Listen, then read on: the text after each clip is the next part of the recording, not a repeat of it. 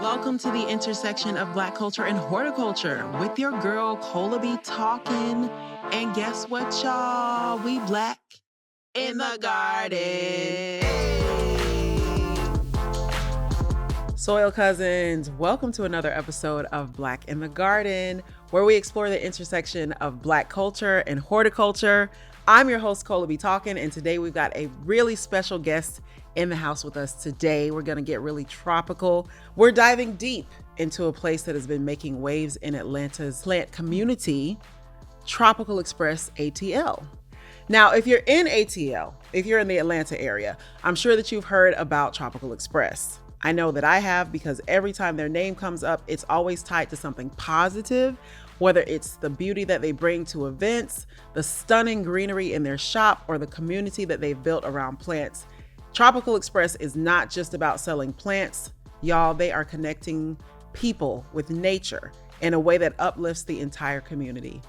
Today, we are joined by Crystal, the visionary behind Tropical Express, and I'm so excited to learn more and share with y'all more about how she went from selling plants out of a backyard greenhouse to creating a retail space that has become a go-to destination for plant lovers in Atlanta and beyond. So let's jump right in and hear more about Crystal's journey. Crystal, welcome to Black in the Garden. Thank you. Hey. How are you? I'm good. Tell our listeners a little bit more about you and how you got started with Tropical Express. Yeah. I was doing events and event planning, and COVID happened, and so the world kind of shut down. So the last event I did was pretty major, and it bummed me out. So I just started decorating my home. And there was something missing. I didn't have any plants in my home. And I actually grew up around plants. My father, my grandma, everybody had plants. And I'm sure everybody could relate to that. For sure. So I just realized that's what was missing. So I started going on a hunt to find plants. And I guess since everybody was decorating their home at the time, the plants that I wanted, I couldn't find. So then it took me down a rabbit hole to find my own. And I couldn't just get one. I had to get a lot. So then I had a greenhouse. Thank you. Full of plants. Yeah, full of plants. And when it happened, I really just thought I would have like a backyard oasis, I guess you would say. Okay. And then my friend Asa inspired me, and she was like, you should actually sell these versus just having them. Yeah. So when she said that, I literally went out that same day and sold my first plant. Just like that? Yeah, just like that. What plant was it? So the first plant I actually sold to her, which was a starfish sansevieria. Mm-hmm. So it looked like a big starfish. And I think I sold her two. And then a prayer plant, a pinstripe calathea. And then I put the rest on the truck and went to a parking lot. And I don't even remember what the first plant they bought was, but they pulled in and they were like, are you coming back tomorrow? So then I was like, I guess I should. When you say they, I'm just imagining. The customers. It's just random people. I'm literally imagining a van full of people just popped out. Like no, like it was literally like, it was a gravel lot. Mm-hmm. And I just put a table there and put plants on it. I don't even think I had a tent then, like a canopy or anything. And they just were like, oh, are you selling these? Yeah. And I was like, yeah. And so I guess, you know, the reaction is when you see like somebody buying something, other people come. That is an effect. I think that happened. I think people saw that it was something going on where people were buying something, that they all stopped by and just continue to buy. And then it was, I guess the neighborhood is kind of like it was community oriented, I guess, maybe. I don't know. But it was like on the Nextdoor app, and they were like, oh, there's this girl selling plants. So like it spread on its own. So let's talk about some of the positive things about Tropical Express and its impact on the community. The West Side Future Fund is something that I really am passionate about. Yeah. They've helped me a lot, and in return, I've helped them as well, whether it's setting up for whatever events they have. I do a plant rehab where if you start to get into the plant world, you realize you can't keep all the plants alive. It's just almost impossible. I mean, Home Depot throws away their plants. So it's just like, it's everybody. So I just decided that if I can't give more to that plant, then it would be best that I give it away. I see. So that's something that I did, and that's a way that I'm able to engage with people who some people really actually enjoy rehabbing plants, and then other people actually they can't afford a plant. So it's two different audiences that still come and participate, or they want something really big that it's just outside of their budget, but this is an opportunity for them to be able to get it. But yeah, anytime someone reaches out as far as like plant influencers, and whether they teach about plants or they just show about plants who have different things that I've donated to, whether it be like their programs or whether it be like, decorating for their event. So that's how I kind of like add myself to the community. You're adding value to the community. Yeah, definitely. I love that. Y'all, I have been to her shop, by the way. And the thing that was most remarkable to me is that there were no fungus gnats in the space. So you started with a greenhouse in your backyard, right? Mm-hmm. Can you tell us what that process was like and how you went from having all these plants to starting a business? Yeah, so I had plants inside my home, but I didn't have enough windows, and I couldn't give the plants what they needed. So I bought a greenhouse, just went online and purchased one, set it up. Then I had to go and research like how to keep the bugs away and things like that. So, but I had a lot of space. So that's kind of how it was. It was very impromptu and just kind of self-taught DIY type of thing. And it just kept getting bigger and bigger. So that's how I transitioned into a retail space, because my greenhouse actually got damaged during one of the storms that we had. Oh. And then the weather started changing. So I said, well, I don't want to like get rid of all my plants. So I'm just going to put them in this storage like area to keep them. But I never in my mind thought I was buying a store. I was just buying a space to keep my plants alive. So I ended up going to the goat farm and getting one of their properties to put my plants in there to keep them, through the winter, so that they'll stay alive. So for those who are not in Atlanta, tell us what the goat farm is. So the goat farm is a place that I've always gone to since I moved to Atlanta. I'm more like a explorer, adventurer type of person. Mm-hmm. I seen it one day online. Somebody did like a photo shoot there a long time ago. And so I used to just go there and do my work and like study. But it's basically just a big, land property where they have different artists. They had a coffee shop, not a bookstore, but like a library type of space. That's a good way to put it. And then they also had a lot of just nature, untapped nature that the reconstruction of Atlanta hasn't like tapped into. So it was a lot of land. They actually did have goats and llamas, so it was really cool to just go there. Also, there were goats. Yes, there were goats. There were goats, and I know we talked about COVID a while, but that's another reason the goats are not there, is because nobody could take care of them during COVID. So that's why they're not there anymore, but it's still referred to as the goat farm. There was no one there necessarily selling things. So it never occurred to me to have a store there. It just occurred to me to have a property like space there, because I felt like it just went. But then it just converted into its own.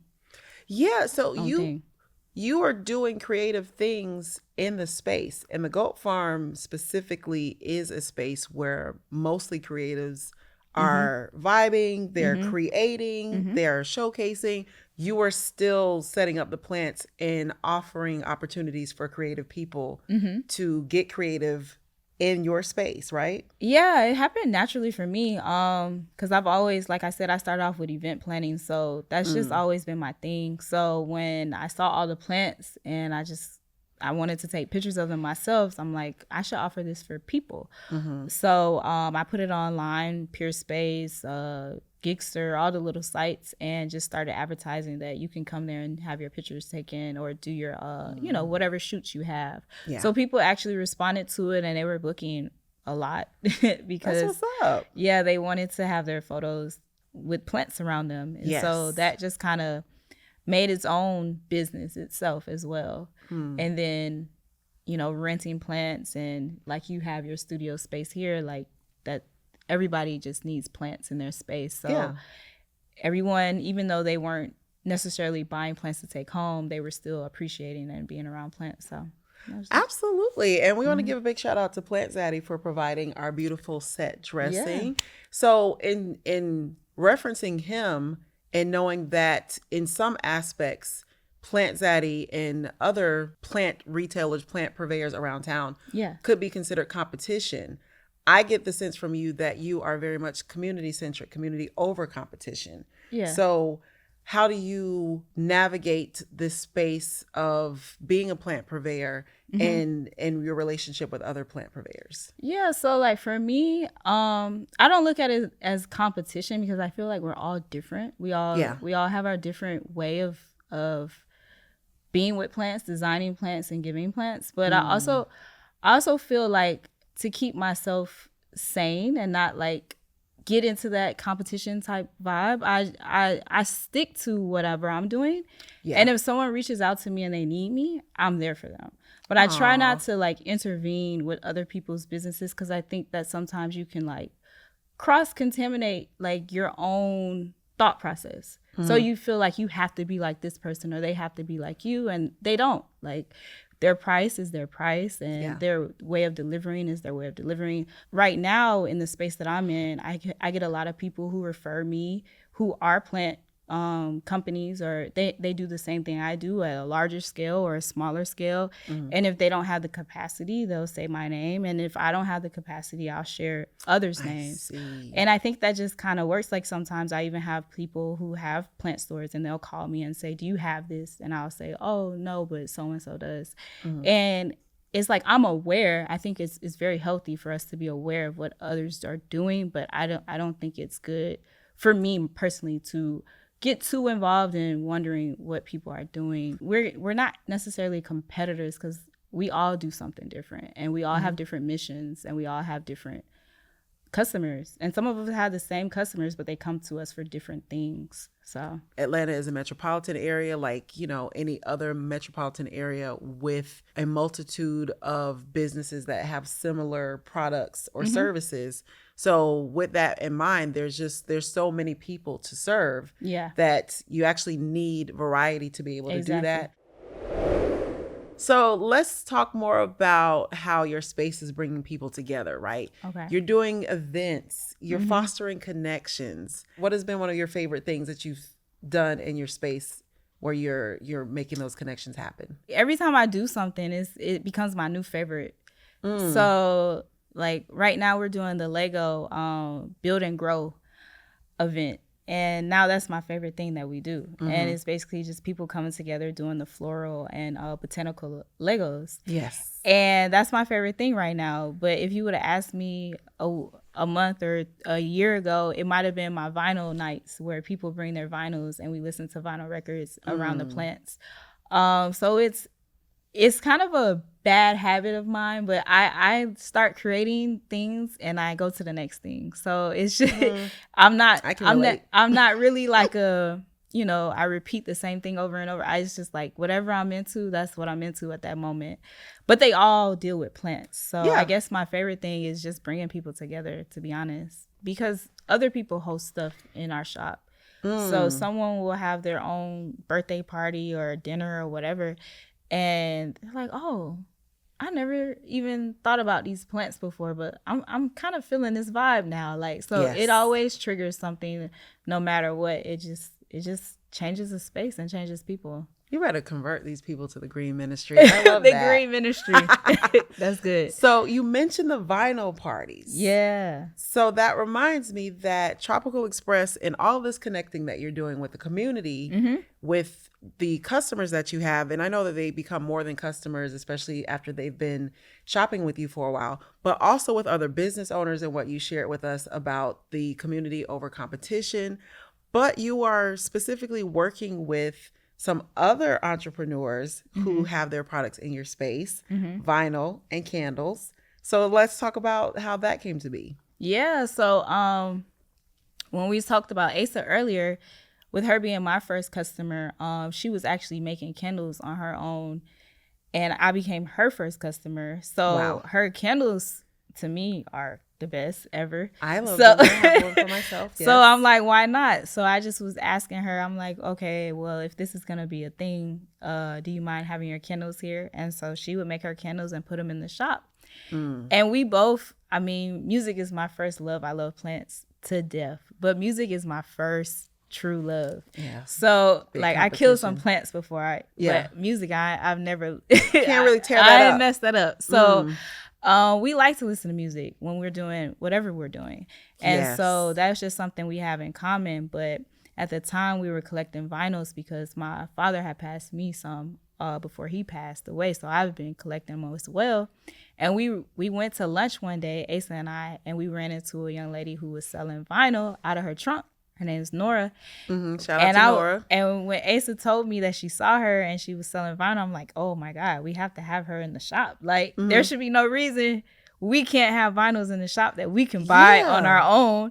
I mean, I guess our customers can buy them too, but now we have the plug to the vinyls. Really? Like, yeah. So you thought about yourself first? Of course. Like, that's honesty. Who do you? Well, I didn't know anybody selling vinyl. Like, I know you can buy them online and all that stuff, but I didn't know anybody. You didn't know where the vinyl purveyors were. That's fine.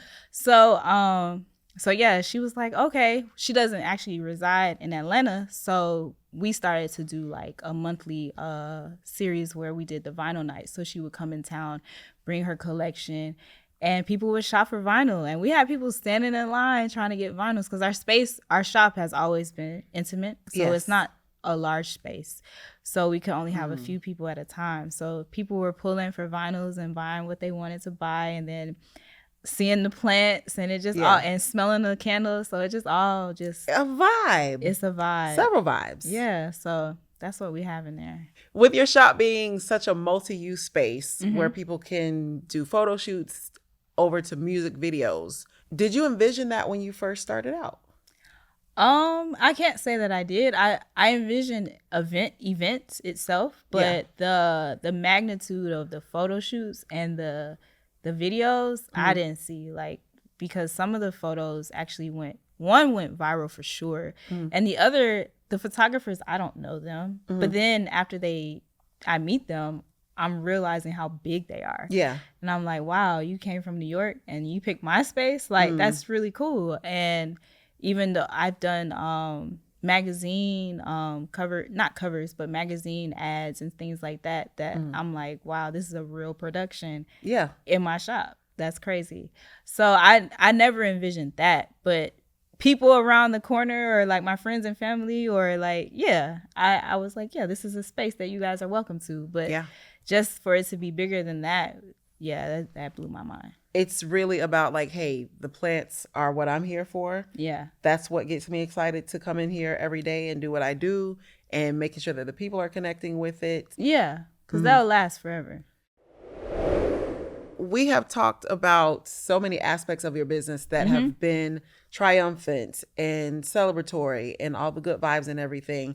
But now let's talk a little bit about some of the challenges, because obviously every business has challenges. So tell us a little bit about some of the hurdles that you've had to overcome as you've been growing Tropical Express. Yeah, a few is just relocating. So the first shop that I had, they tore the building down. So I had to be quick on my feet and think of another solution. So when the landlord asked me, what would I like to do? I basically just pitched myself to get another space on his property. So I think sometimes when you get obstacles, like the way you can defeat them is just think big and just not quit on yourself, or someone's telling you this is the answer and that's the only answer, like finding a way. So I had to find that in myself to do, like, ask more questions and really ask for what I want.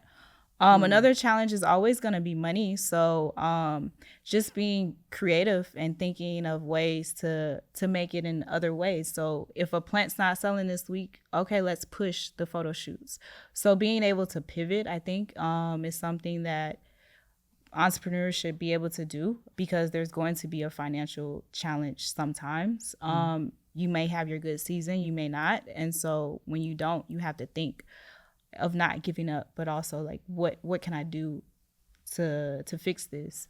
Other challenges is basically just like manpower, having people being able to work with you. Luckily, I'm blessed in that aspect where I've found ways to partner with people who are fully invested the way that I am. Yeah. So I would say that would be really good advice as far as like just finding people who believe in you and people who have their own thing that they believe in too, so it doesn't intrude with what you have going on, so that you can still stay pure for what you have and it doesn't like conflict.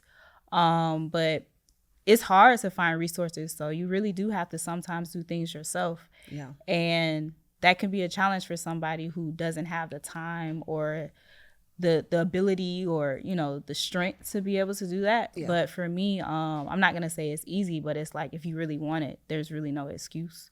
So you kind of just got to like go through it and just know that, okay, this is just a hump. And you'll find it, you know, you'll find your path. So those have been my hardest hurdles, but I feel like I've jumped over them pretty well, and there's gonna be something bigger that I have to jump over later. So you really said it. So what advice would you give to someone who wants to start their own plant shop or venture into a similar type of thing? I would say just do it. I would, as cliche as that sounds, I mean, it's really no method. Like I said, I started on the side of the road, like selling plants. Like if you want to start at your school, at wherever, like it doesn't matter, just start. Yeah. Once you start, you have to stay persistent. And once you stay persistent, I mean, it'll grow into what it is. And also not being you should be definitely attached to your values, but not being attached to what you think it should be. More so, like you should let it evolve to whatever it is, because it might be something new that no one else has created yet, because you're letting your creativity like serve you versus what you really think it has to be, you know? Yes. So now let's get into some rapid fire. Okay, cool. Favorite houseplant of all time? Pothos. Big statement plants or small, low maintenance plants? Big statement. What's your go-to plant for gifting to a friend? ZZ plant. I hear you. Monstera or fiddle leaf? Monstera. I like how decisive you are. Talking to your plants, yes or no? Yes, absolutely. Most finicky plant that you've ever owned? Alocasias. First plant you ever killed? Pothos. Okay. It came back around. Sunlight or artificial grow lights? Sunlight. That's the right answer. The rest of them, there was not a right answer. That's the right answer. What? If you ask me. Watering schedule, strict routine, or just go with the flow? Go with the flow. If you could only keep one type of plant for the rest of your life, what would it be? Pothos. All right. Well, that's our rapid fire questions. Yeah. You definitely rapid fired. Now let's get ready for our watering moment with Plant Zaddy.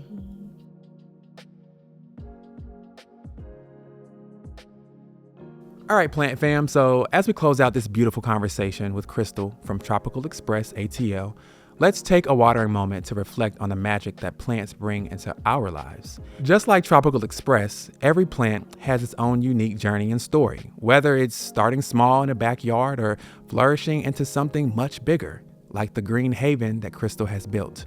Plants remind us to be patient, to nourish ourselves, and to surround ourselves with things that help us grow.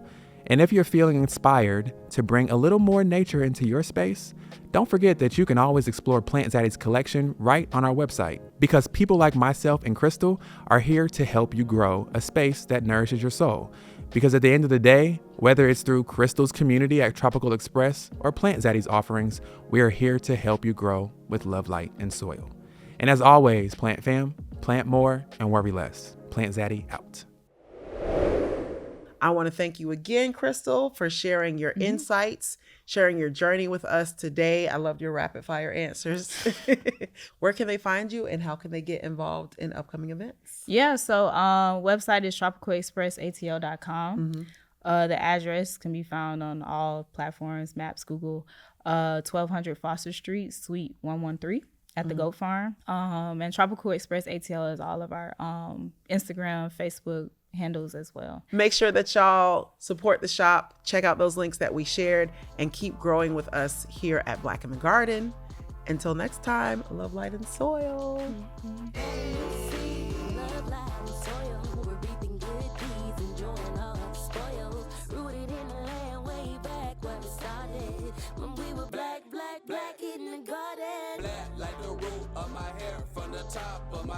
to the soles of my feet. Ay, yeah, yeah, black like the root of my hair. I'ma grow what I eat in the garden where I be, yeah, be.